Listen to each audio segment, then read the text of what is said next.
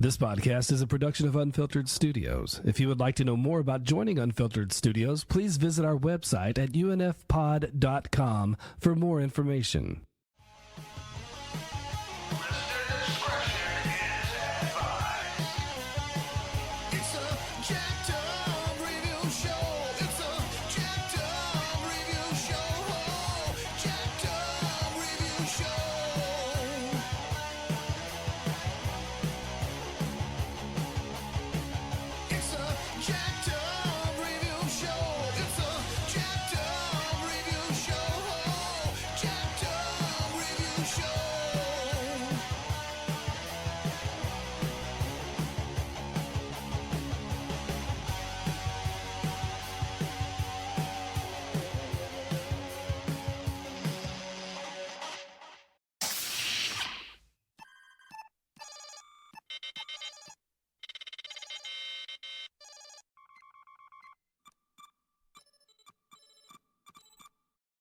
Welcome all. So once again, we decided to beam up a special visitor. It was photographer himself, Tim Smith. Hi, everybody. We were talking on the interwebs, and then next thing you know, I was like, we got to get your take on the whole track. We've got to do it. We've got to do it.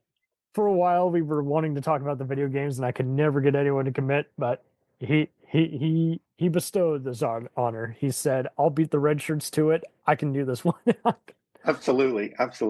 You got some wonderful nature photography. I'd love to let you promote your platform for a bit. How did you become a big sci-fi movie geek? Oh, yeah, I appreciate that. So I have my Trek Instagram handle at tsmitty, tsmitty Treks, which is a lot of fun. And I think like a lot of kids and a lot of people my age, like it started with like their dad or their uncle. And so like, a bit of that.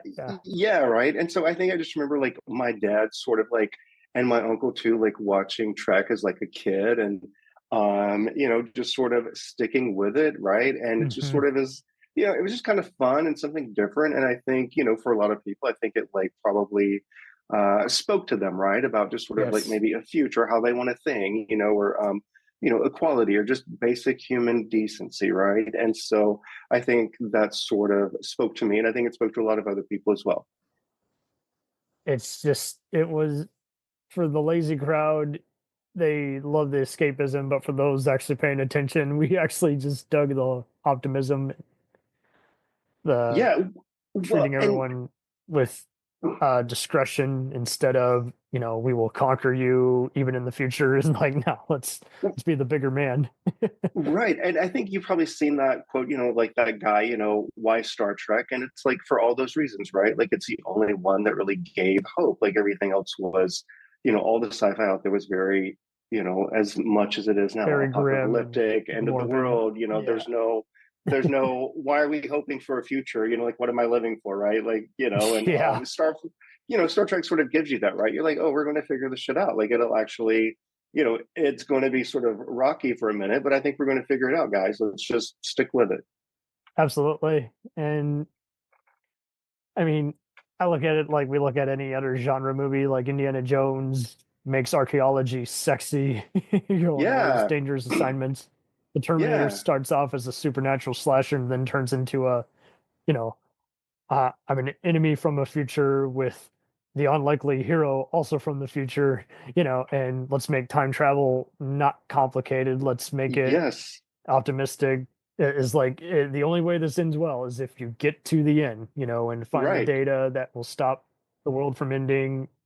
And it seems like when people tell me a movie is derivative, I always try to ask them, okay, well, what exact, material did you think it was inspired by? Right. And that's just it. Let's have that conversation instead of, pigeonholing a movie. Did it do its job, but it just felt too over familiar, or did it just flat out just steal, like no original ideas? And exactly. And with this sort of AI certainly helped a lot with the sort of, Star Trek, Instagram account thing, right? Yeah, like, and like part of it, like I tried to stay sort of true to like the original, right? And for me, like there was kind of like a cutoff, right? So I'm happy to do like founding of the Federation until like 2299, right? So maybe just shortly after movie 6, right? The Undiscovered Country. So I kind of wanted to stop there, right, and try to keep it sort of as close to sort of how it looks there, right? But as we all know, Star Trek has a uniform problem, right? Like there's, so I didn't really have to worry about like being consistent with uniforms because it's kind of all over the map. And then, it's like Discovery came out and Strange New Worlds come out, like it's sort of I think I don't want to say like it reinvents, that's not the right word, but it just sort of takes a fresh look or a different look on how those things could have been if they were produced at that time. And so I think some of the AI work that like I've been doing is sort of taken that, it's evolved, right? Like it just sort of taken that path, right? And some of the images are sometimes a little more cinematic, and then sometimes I think they're a little corny and cheesy, like 60s Trek, because it should be, right? And that really is like the foundation for all of it. So I think we should definitely respect our fathers. It is wild though too how when you get into the dilemma of talking about something that has imperfections. I mean, I've had to even do this with other space operas like like Babylon 5, and it's just like, okay guys, like people dug the story, but let's be honest, every once in a while you're going to have a ending that's a little too neat, or a guest character that was played by a really hammy actor. It's just right. Nothing is fail proof. I mean, come on, no one thought the new Battlestar Galactica was going to work because it was based on a cult 70s show. The same. Well, you know what? I loved that one as a kid, right? Like, I think we all did. Like, I love that one. 70s. It was great. Fun. It was Star Wars on your small screen, but it's just funny how. I don't know. I don't know how much of it is people look at the marketing and judge the book by its cover versus they saw it and they were in the wrong mindset. I don't know. Yeah. But you're right. You're absolutely right. I mean, for Battlestar Galactica, whenever it was 2014 or whatever, to be such a huge hit as it was, to sort of come off of what was considered a cheesy children's show in the 70s is pretty incredible, right? And like on that Battlestar Galactica, like incredible stories, incredible acting, really thought-provoking shi-fi, which is even what sci-fi is supposed to be, right? Like more and philosophy. It's sort of, yeah, and it sneaks in on you, right? And it's like a couple of days later, you're like, damn, Starbuck was right about that, whatever it was, right? And and so like that's good writing, that's good television, that's good sci-fi, that's good entertainment. And I mean, the Emmys understood it, and no one would have guessed that. They just thought it was going to be just a blockbuster TV show, and it's like, nope. The Emmys went to more than just the effects. People were paying attention and dialed in. There was really good acting on that show. In fact, my dad wasn't necessarily a fan of it, but he watched it and he's like, "That's well made." So he would get. So when you can get someone, I had Sci-Fi Remnant on here to talk about it, and they talked about how that was not going to be their cup of tea, but they saw it and they're like, I got nothing. It's a good show. Like, it's just funny how there are ways to take people out of their comfort zone and show them something that otherwise might not be in their field of preference. And it's even funnier how I try to see, I see other people trying to avoid and be like, oh, I would never get into Star Trek. But, sooner or later, I had a friend who was a big into anime and everything, and he loves Discovery. It got him into the franchise even more to where he's like, you know what? I'm going to go and reevaluate this whole thing. I only saw a lot of TNG and DS9, the movies, and I've seen other people who like the newer movies. So, there you go. It's whatever your generation of the A-Team or Mission Impossible, welcome aboard. You got some version of it. Yeah, the Equalizer. Welcome. Come on. Yeah, absolutely. And to your point of being like well made, my husband loves like the Downton Abbey series. He loves all of that sort of historical drama stuff. And not my jam, but like I sort of walked in the room and I was like, yes, the sets, the thing, the people, the acting, the whole. I was like, well made. You know what I mean? I'm not a period drama guy either. And I find myself getting into it. I'm like, okay, 100%, there's just like something objectively this is This more is than gonna just be how well acted and good. well made it is. Yeah, It's- yeah, absolutely. And DS9 for me is one like I had to go back. I've gone back and kind of reevaluated, right? Like it wasn't my favorite one at the time, and I think I've gone back recently and been like, actually, they were ahead of the curve on a lot of stuff. yeah, I mean, it's just this is why we have genres. They bring us out of our comfort zone. Yeah, yeah, absolutely, absolutely. It's a great show. But It's an absolutely great show. and I mean, the fact that you can remember so many of the characters and you geek out whenever you see the actors and other stuff. That's I Yeah, mean, that I saw the is really second cool. movie on an airplane last time I was on one, and I was just like, uh, and I was just like, man, for a 2 hour movie, that time flew. that went by Absolutely. fast. I think it was on like maybe a cross country or an international one, and they had Discovery, like I think maybe season two. Oh, And it was like, yeah, I'm down for a rewatch. Like let's put it in and go. And let's do this. yeah, and that's the one where Pike shows up, of course, and like just fun. You know what I mean? Like just a good, that was probably one of the quickest flights I've ever gone on. So um, really good stuff. Lovely. So were you always a bit of a gamer, or was it something Um, that caught your eye later? no, so I think in like it had in like the late 90s. I think when like PlayStation came out. Mm, So we did like Gran Turismo, the original Mortal love it. Kombat, Great stuff. the Final Fantasy, like the first Final Fantasy, all of those great games. And we'd have people over and like we would like, I don't say like have a game party because I don't think that's the right word, but like we would all, play games, take turns, teach each other tricks on the You combo, were actually like civilized, just like the Enterprise. You're like, okay, you go here. Your turn to be in the yeah, holodeck. yeah, and like we would do like sort of championships and that sort of thing, right? And like it was the 90s. There were some, you know, there were some.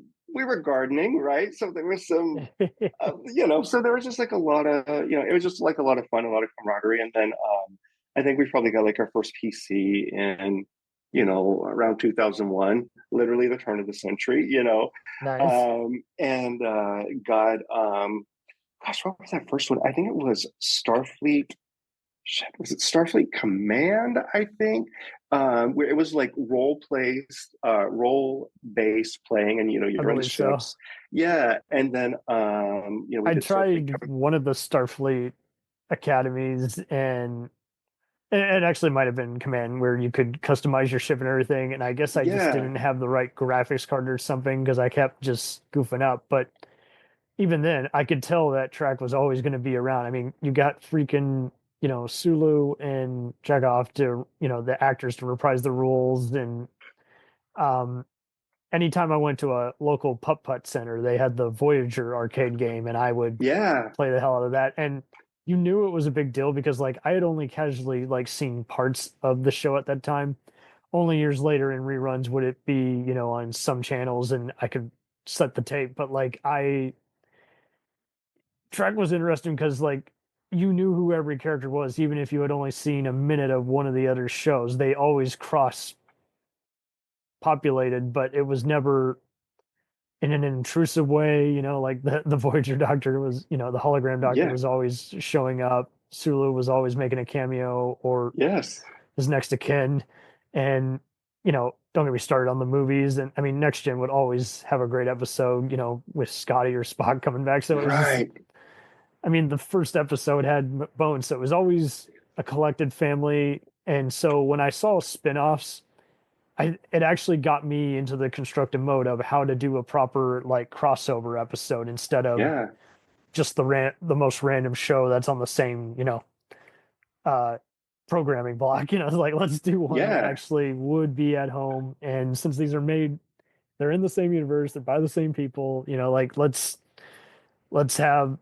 these captains all pass the torch to each other instead of just an okay speech well performed. It's like let's give them a badass speech that they right, will that you can quote verbatim. It's very well done. I mean yep, And so yeah, with games, I was just like, I even if I didn't have the right gaming card for it, like I just always knew that it was going to pop up somewhere, and adults were going to introduce it to their kids. And Yeah, I did plenty of computer games because when I was briefly homeschooled, I needed some teaching game to do, whether it was learn how to type better while a singing robot is in the background. So track was totally. always interesting seeing them when they introduced the whole concept of a holodeck on the show. I was like, Yeah, yeah, I wonder what actual games they play in the future besides recreating a tennis ring or dancing. And that there were some stinkers, but I mean, uh, there was a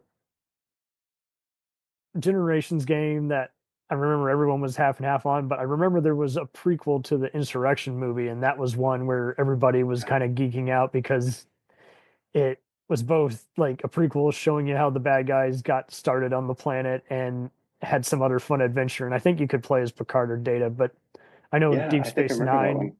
Oh, okay, perfect. Deep Space Nine, The Fallen was a big one. It got an M rating because it was a little violent, but it was basically Yeah, a Klingon under siege kind of thing. And then there was the Klingon Academy, which I did see the cinematics for. I'm like, man, those actors are having a blast. I played Klingon Academy, and I have to tell you, it was a blast. Like I it bet was just fun, and then like it's very Klingon. Do you know what I mean? Like it's over the it top. got an It's M high rating, and drama. You know no one what I mean? Like complained. no one complained, and like It's Star Trek. it's good. And like Christopher Plummer reprised like his Yes, he role did there, as like that thing, like General and Chang. that. Yeah, Yeah, and like he's a big actor. Like that's a big coup. Like that, I think that sort of speaks, at the time of and still now, like how serious it is, and sort of like the importance of track and the sort of the royalty to it, the prestige of being in good track. and the '90s were that weird time. Like now, everyone geeks out because they've done Avatar or Lord of the Rings type, technology where they do the motion capture and everything. So just Yeah, about everybody's done a Call of Duty or Cyberpunk 2077 type right. game. But '90s was definitely a big deal because you know I would play all kinds of tie-in stuff like Bill Nye the Science Guy game or a SpongeBob game, and there was a great Toy Story Activity Center one. And even if people want to mock it now, that it was kind of a cinematic thing that was on a time delay and that would repeat, there was still some many just gripping like detective games and gothic mystery and all kinds of other stuff that would occasionally have a very popular, just actors like even character people, like Christopher Walken, Michael York, Yeah, just and so it's like many of them who popped up in all kinds of things would show up, but now like it's really cool to be in a video game. Like people will know you're in it, whether it's a Super Bowl ad or you're on the cover of it. Like it's yeah, no, absolutely right. took Like a while. it's it's almost like how actors like maybe used to scoff at TV, when it first came out, and Yes. I think they used to scoff like this, and now TV, what's there's a that? yeah, yeah, and now there's like a prestige to that because like it's reaching millions of people, not only like that are physically buying the thing, but they're also have a subscription online or playing whatever the Yes. updates are, right? So, and I think Yes. it's even the same with Star Trek Online, the way they brought in so many actors from all across the People series, like to from look at the all bad across the versus time. Yeah, evolution. yeah, I mean, it's always easy to like look at all the the stuff that's horrible. Like you always Yeah. that's easy. Do you know what I I mean? remember Like when that's Yahoo easy. was a fun email to be on versus when it became kind of a clickbait site. I remember the internet when it was fun to be on. You know what Yeah, I mean? Like, absolutely. Chat rooms, GeoCities, it was oh my fun. god, and it was the Wild West, dude. Like it was the Yes. Wild West. Like there were no like um you just see anything about virus protection or which website you're going to, and you had like dial up and you spend like all night illegally downloading a song from like Napster or LimeWire. Like it was just wild. It was so wild. Yeah, absolutely. There was one company that basically did in the very, very early '90s, they did like both an activity pack center for the original Star Trek, and then they followed it up with a next gen, uh, like activity thing, and it was basically both those games kind of had just the basic mechanics, like all the casts doing voiceovers with simple animatics, and then you basically did like the basic functions, like learn how to use the engineering room, learn how to teleport to a planet and find something within a away team. It was interesting how they were doing this like in the early days of CD-ROMs, but then Yeah. gave you the basic pleasure of reenacting that for your own lonesome self instead of have to see it demonstrated on the small screen. So it is interesting how track has been. I mean, now that we have, iPads and we're seeing technology like that, and in movies like Minority Report, it is just so funny how every tech person wanted to try out a Star Trek equivalent of that, whether it was, Yeah. make their own web series, fan film, or yeah. And with the games, I think it's an honor that they tried all kinds of games, Yeah. before they went to the online, which was like an RPG equivalent, for the Star Wars crowd. And it's it, and I know the 2013 game that was based off the Into Darkness one got critically derided, but from what I saw of it, the gameplay looked kind of fun.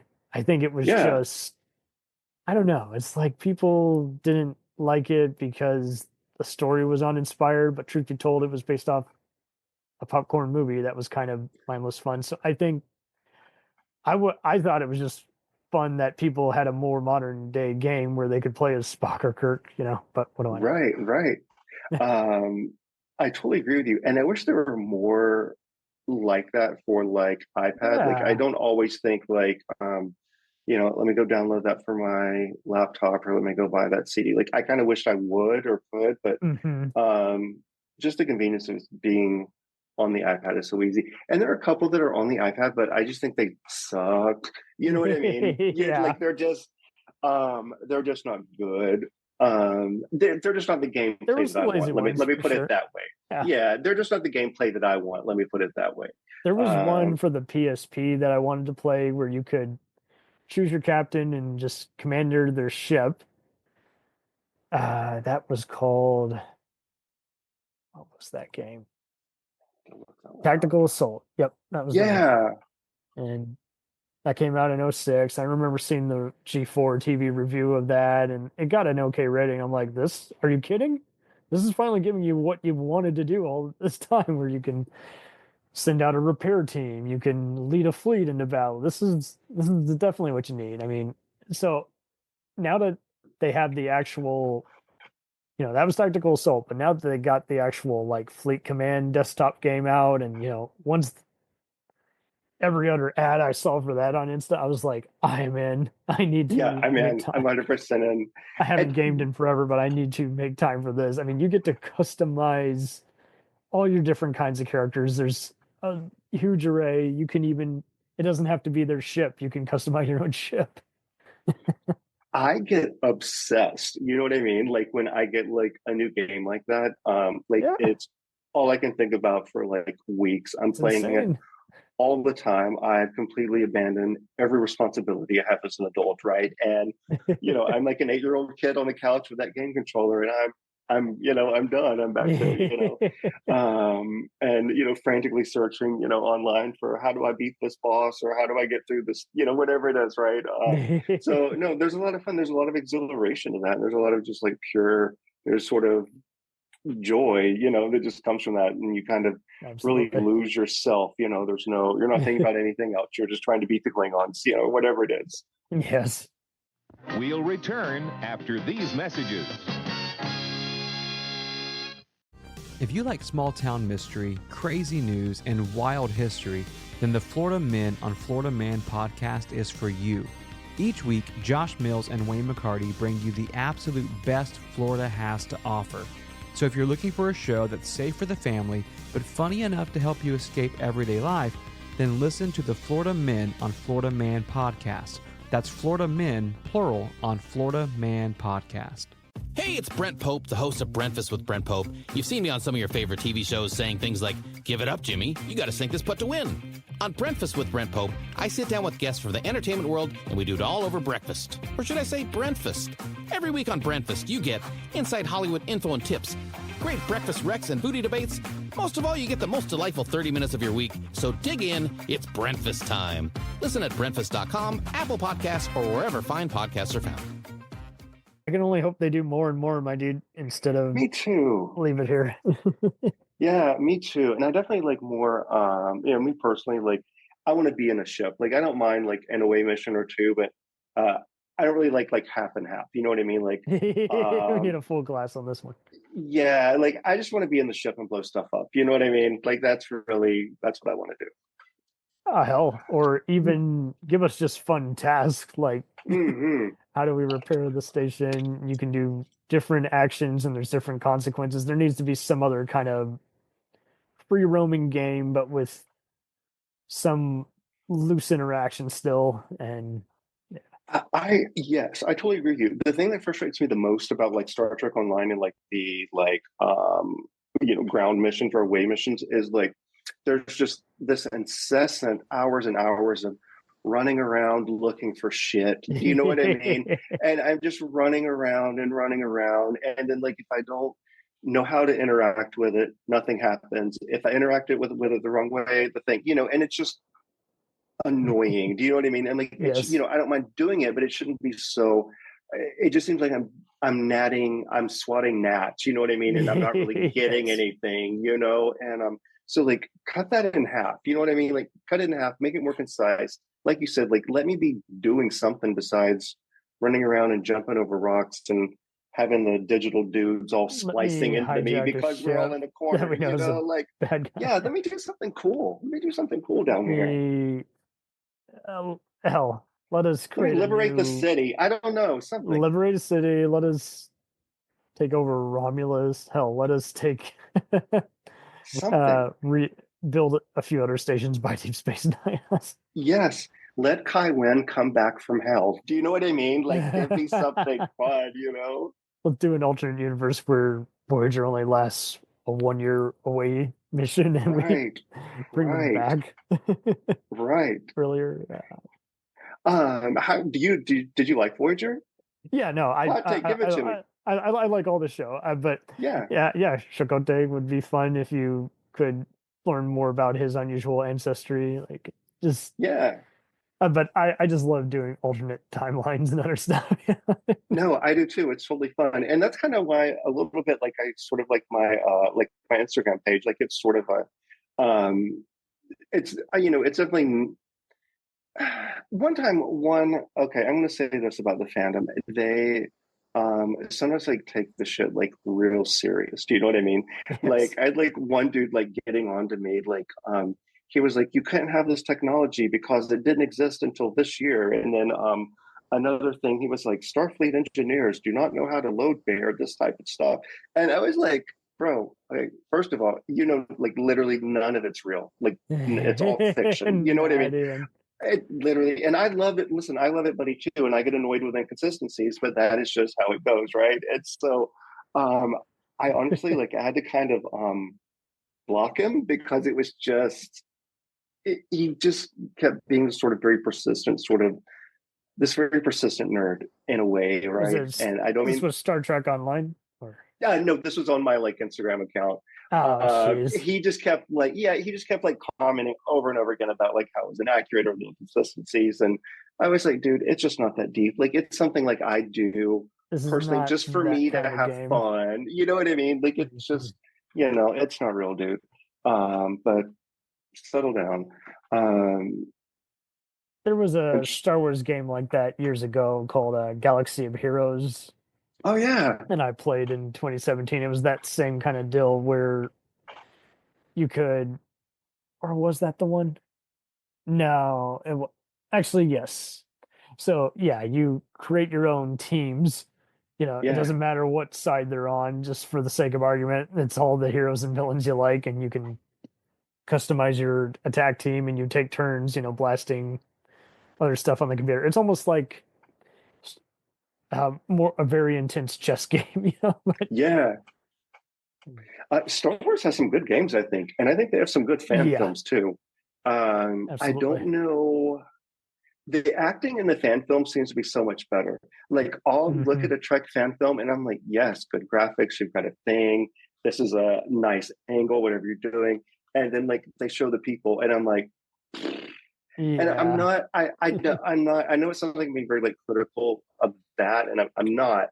I'm just like sort of like when I compare it to like sort of the Star Wars fan films, like I feel like they have like Oscar nominated folks in there, and then I don't know. There seems to be just a little difference there to me, a little bit. I hope that didn't just piss everybody off, but it might have. It's your opinion. You're validated. You should stick There with we it. go. But, I mean, I had my share of that. There were some people who I would encounter and think they would like the fan films, and they were like, "No, I don't like those at all." And so it's interesting how I still, even with some venomous guys on the internet, Trek is still overall kind of keen on people being the bigger man and always not overstaying their welcome. Is like, just have your opinion. 100%.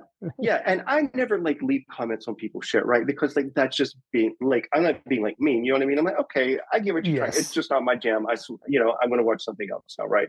But never be like intentionally mean to something that someone is like, it's like a craft and something like they've created, and it's really something personal that they've given as well. Like, no, that's just not cool. Axanar is good. Have you seen Axanar on YouTube? Yes. Yeah, that one's good. I'm ready. That'll be nice when that's sort of finished up, I hope pretty soon. That one's been a lot of fun. And Trek guys, for the most part, I've had all kinds of people with different kinds of perceptions, and for the most part, they're pretty good at just saying, that's my take on it. Let's, move on, instead of just, let's just demolish something or praise the hell out of it to where there's nothing left to talk about. Yeah, absolutely right. Absolutely right. And I think everybody's just, that's why there's so many throwback, even, podcasts now I see, where it's like, okay, if we can't, I think everybody learned after a while they couldn't keep up with stuff. And instead of just getting wigged out or annoyed by some of the oversaturated stuff, let's just go back and talk about some lesser known stuff. Do you remember this 90s cartoon that Nickelodeon doesn't air anymore? Do you remember this music band that was a one-hit wonder, but anytime they're at a dance club, everybody goes, "Oh, I love that song. Whatever happened to them?" Just with the success of HBO's new documentary, Yacht Rock, I think a lot of people are just realizing, go back into the well, and instead of just looking at a hackneyed, clickbait article, instead of looking at something that's gonna just be divisive, it's just go back into your closet, find something that you grew up on, and then see why you've kept it all these years. I think a lot of people have to be reminded about what they value, and much like the whole Trek rhetoric is just, but it's just also, I mean, I in recent years I never thought I would get therapy, but sure enough I got it, and I was just like, man, just when you think everything about yourself, obviously we don't know everything, in life, otherwise it'd be a piece of cake, but I found out something about myself I thought I had put behind me. So I think that's the other thing. Like, when you're just having to learn and grow, and you have entertainment that reinforces a positive value like that, that's why it's got an everlasting appeal to it. That's why it took CBS a while to kind of realize, oh, Trek is still our baby. It's not just it's still whatever. Good. You know what, my dude? I just finished 3 years of therapy about 3 or 4 weeks ago, and sweet, I'm with you. Buddy. Hey. Like, it really, just to your point further, like really opened my eyes up about you don't need to do myself. a mind meld. You know what I mean? And, so I'm for it. Like, don't be afraid to do it. Go do it. If you're even hesitating to do it, go do it. If you meet someone who isn't paying attention or not doing it for you, pick a different one instead of just I'm beyond helping. No one is beyond being helped. No, exactly right. You just have to find the right person. You just have to find the right person, and the right person's out there. I totally agree with that. Yeah, it was, and the shit is hard, right? Like there are some parts where I was like, oh, I'm never doing this again. Or like I would be so honestly just like pissed off at the therapist. You know what I mean? I would just be like, like I'd come in there, like my arms would be crossed. And I'd be like, what? No, you know what I mean? Are those questions? They'd be like, so how does that make you feel? And one time, like, I just got so mad. I said, I feel like you already know what the answer is. Will you just tell it to me just this one time so I don't have to like do the whole thing, you know? It's a thing, you know, it's definitely a process. Totally a process, dude. I mean, I found out stuff that was eating me up that I thought I had put behind me years ago. And it's like, well, yeah, it's not so much that it didn't bother you, but because you never actually talked about it with someone, it still kind of ate at you indirectly. And it's funny. It's just like, again, we always think there's a this or that, but there's always an in between. There's always, for better or worse, where it's like, and with the track games, they definitely kind of got to that point where it's like, here's an alternative.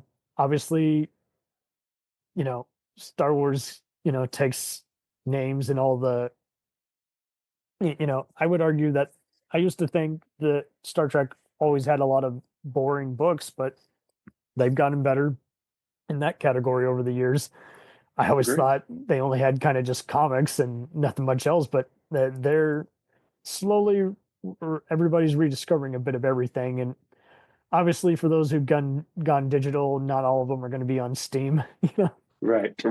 And the comic books are rad. Trek comic books are good. They are really upping the game, and there's something for everybody. And I'm going to definitely review some more of those books and comics tie-ins because it's kind of a challenge. It's getting me to want to get back into reading more often, but it's also it's a fun game. Like with any tie-in media, is like, will this entertain casual fans, any kind of sci-fi fan, or only just track diehards? It's always fun just seeing how people use the license, and having been honored to even interview some of the authors like James Swallows, it's fun hearing him and the likes of David Pack and others hype in on the whole. Is just like, we want to, this is when we became comfortable doing our own thing versus, pressure's on. We're now going to make a tie-in book. And I think you could say the same for games. Depending on the budget, depending on the motivation, determined how creative an endeavor it was going to be. And with this full Fleet Command, I think that's exactly where track needs to be right now. Just have a fun console game that you can do casually, and then go back to rewatching the movies and shows for the millionth time. I take it you have your master list of like episodes you'll revisit, and 100%, absolutely. Track episodes you'll skip or you'll watch, but you're not entertained by it. Oh, absolutely. And even like I'll go back like to different series as well. Like a few months ago, like I started season 1, episode 1, Enterprise, and we went right through the whole thing, right? And it's good, right? Like, and I've done it a couple of times with Enterprise. I'm like, you know what? Cult classic, 100% get it. Like, I understand why we were like kind of burnt out on it at the time, and why it sort of felt like it didn't live up to whatever our supposed Trek expectations were. But it was definitely one of those. I think the timing was bad because I remember growing up watching it and being like, if this wasn't track related, I would change the channel. This 100%. sucks. And then I come back to it years later in the late 2010s, and I'm like, there's some good. Okay, there's not there yet. Oh, season 3 and 4. Okay, some shows you do have to wait for them to really get good, unfortunately. But honestly, like TNG was like that. They're the first ones to admit season 3 is when we really started, kicking off with them. And we just didn't always know it because it was syndicated, so we didn't always watch it in order. Exactly right. And what I kind of like about season 1 and season 2 is like I think they're very Star Trek the original series. There's some camp and some corniness and some overacting, and there's even a lot of the same like cinematography and the same kind of shots. It's almost like the same director and the same cameraman did, the original series with Shatner, and then he showed up and did this with Picard and Riker too, which I like, right? But then like it became its own thing, and its own.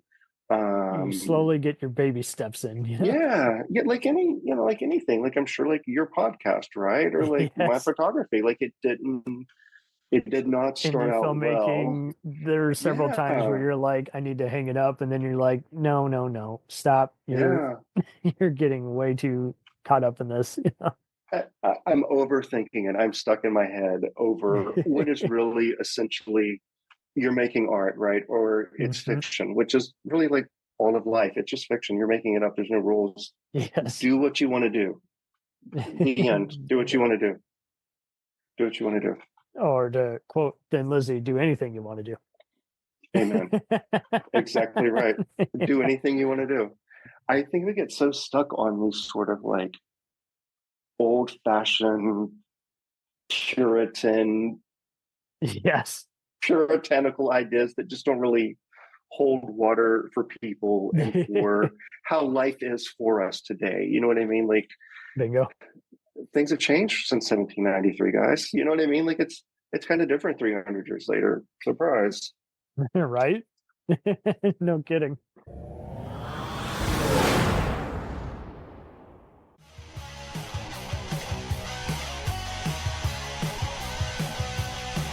Follow us on the web on Facebook, Twitter, and Instagram. The podcast is available on Podbean, Spotify, iHeartRadio, Anchor, Apple, and anywhere else podcasts are available. Feel free to review our show and leave comments on any of those sites. Thanks a million for listening. It's a jacked up